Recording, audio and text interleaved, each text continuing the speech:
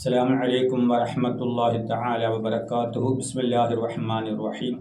الحمد لله رب العالمين والصلاة والسلام على أشرف المرسلين وعلى آله وصحابه وأتباعه أجمعين. أما بعد.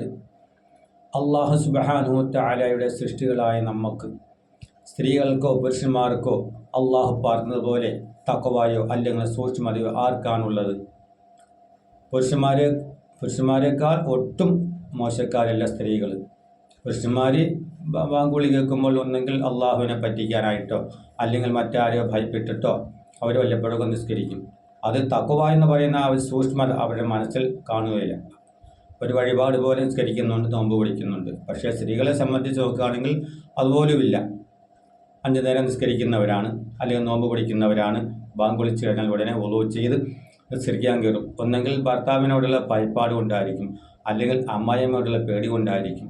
അല്ലാതെ അള്ളാഹുവിനെ ബോധ്യപ്പെടുത്താനോ അള്ളാഹുവിൽ നിന്നുള്ള പ്രതിഫലം ആഗ്രഹിച്ചുകൊണ്ടോ ആ തഖ്വയോടുകൂടി ആ സൂക്ഷ്മതയോടുകൂടി നിസ്കരിക്കുന്ന സ്ത്രീകൾ 1000-ൽ 2 പേര് മാത്രമേ, അല്ലെങ്കിൽ 2% മാത്രമേ കാണുകയുള്ളൂ. അപ്പോൾ നമ്മൾ എന്ത് ഇബാദത്ത് ചെയ്താലും എന്ത് ആരാധന അള്ളാഹുവിന് ചെയ്താലും തഖ്വ വേണം, സൂക്ഷ്മത വേണം. എന്നാലേ ദുനിയാവിലും ആഖിറത്തിൽ നമുക്ക് അതുകൊണ്ട് പ്രതിഫലം കിട്ടുകയുള്ളൂ. ഒരു സ്ത്രീയുടെ ചരിത്രം നിങ്ങൾക്ക് ബോധ്യപ്പെടാൻ അല്ലെങ്കിൽ ഓർമ്മയിൽ വെക്കാൻ ഞാൻ പറഞ്ഞുതരാം. ബഹുമാനപ്പെട്ട റാബിഅത്തുൽ അദവിയ വലിയത്താണ്, അള്ളാഹു ഇഷ്ടപ്പെട്ട സ്ത്രീയാണ്. എല്ലാം കൊണ്ടും ഒരു ഫർളോ സുന്നത്തോ ഒന്നും ഒഴിവാക്കാത്ത നല്ല ഒരു സൂഫിയത്തായ സ്ത്രീയാണ് റാബിഅത്തുൽ അദവിയ റളിയല്ലാഹു അൻഹ. അങ്ങനെ കുടുംബ ജീവിതം നയിച്ചുകൊണ്ടിരിക്കെ മഹദിയുടെ ഭർത്താവ് മരണപ്പെട്ടു. അങ്ങനെ വർഷങ്ങൾ കഴിഞ്ഞുപോയി. വർഷങ്ങൾ കഴിഞ്ഞിട്ടും മറ്റൊരു ജീവിതത്തെക്കുറിച്ച് ഇവർ ചിന്തിക്കുന്നില്ല. എനിക്കൊരു ഭർത്താവ് വേണം, അന്തിക്കൂട്ടിന് ഒരാൾ വേണം. ഇന്നത്തെ നമ്മുടെ ദുനിയാവിലെ സ്ത്രീകൾ ആഗ്രഹിക്കുന്ന പോലെ ഒരു ആഗ്രഹം, ദുനിയാവിനെ പറ്റിയുള്ള ഒരു ആഗ്രഹങ്ങൾ മഹദി അവர்களுക്കും ഉണ്ടാകുന്നില്ല. അങ്ങനെ വർഷങ്ങൾ കടന്നുപോയി. അപ്പോഴാണ് സ്വഹാബിമാരിൽ ഒരാളായ ഹസൻ ബസ്രി റളിയല്ലാഹു അൻഹു കല്യാണ ആലോചനയുമായിട്ട് മഹദിയുടെ വീട്ടിലേക്ക് ചെല്ലുന്നത്.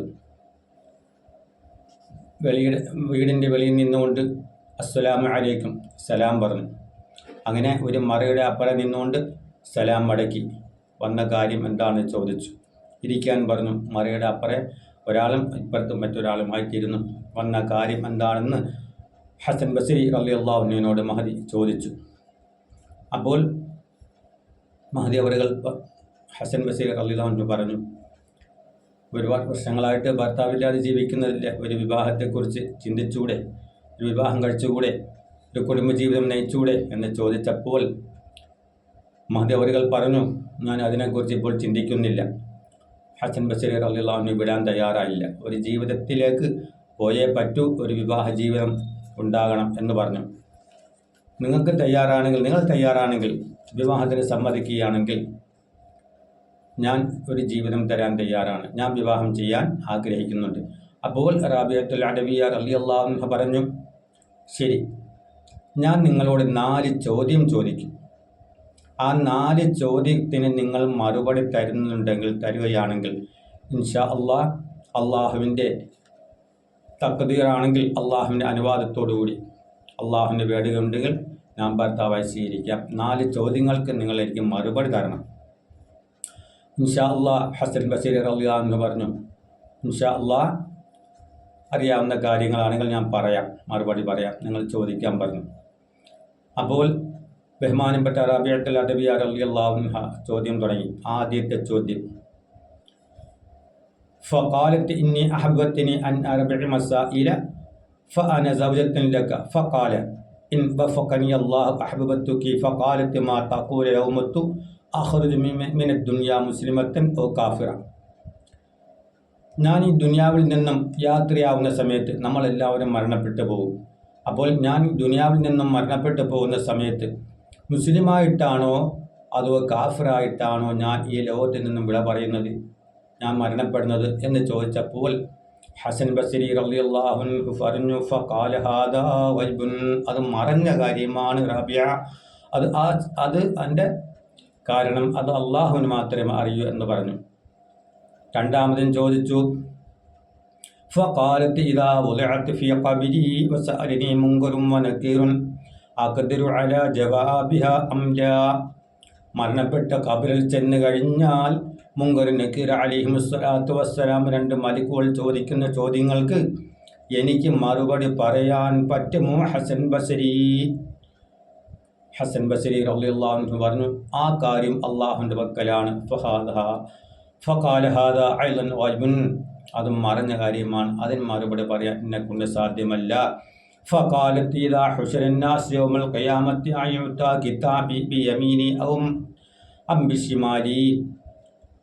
നാളെ ഖബറും കഴിഞ്ഞ് മഹ്ശറിൽ ചെന്ന് കഴിയുമ്പോൾ മനുഷ്യൻ ദുനിയാവിൽ ചെയ്തു കൂട്ടിയ നന്മത്തിന്മകൾ എഴുതപ്പെട്ട കിതാബ് മലക്കുകൾ എൻ്റെ വലം കയ്യിൽ തരുമോ ഇടം കയ്യിൽ തരുമോ എന്ന് ഹസൻ ബസരിയോട് ബഹുമാനപ്പെട്ട റാബിയത്തുൽ അദവിയ ചോദിച്ചു. അപ്പോഴും ഹസൻ ബസരി റളിയല്ലാഹു അൻഹു ഫഖാല ഹാദാ അയ്ളൻ ഗൈബുൻ, അതും മറഞ്ഞ കാര്യമാണ്, അതിന് മറുപടി പറയാൻ എന്നെക്കൊണ്ട് സാധ്യമല്ല.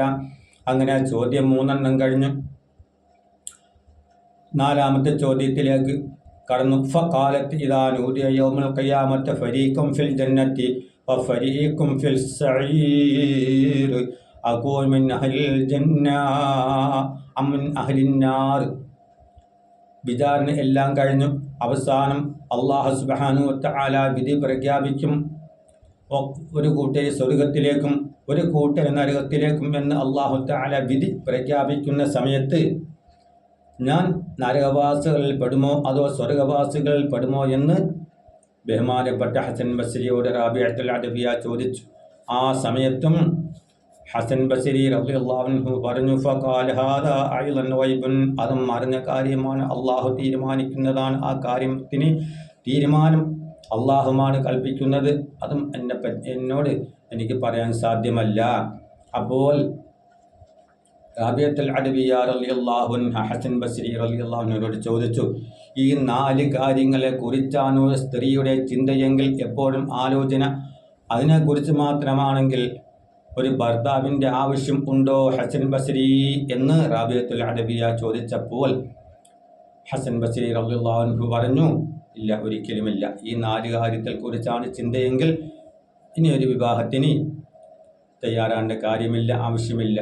അപ്പോൾ ബഹുമാനപ്പെട്ട റാബിയത്തുൽ അദവിയയുടെ ചര്യ പിൻപറ്റി ദുനിയാവിൽ നമ്മൾ ജീവിക്കുന്ന സ്ത്രീകൾ നല്ലതുപോലെ ആലോചിച്ച് ഒരു അല്പമെങ്കിലും തഖ്വ അല്ലെങ്കിൽ സൂക്ഷ്മതയോടുകൂടി നമ്മളെല്ലാവരും ജീവിക്കണം.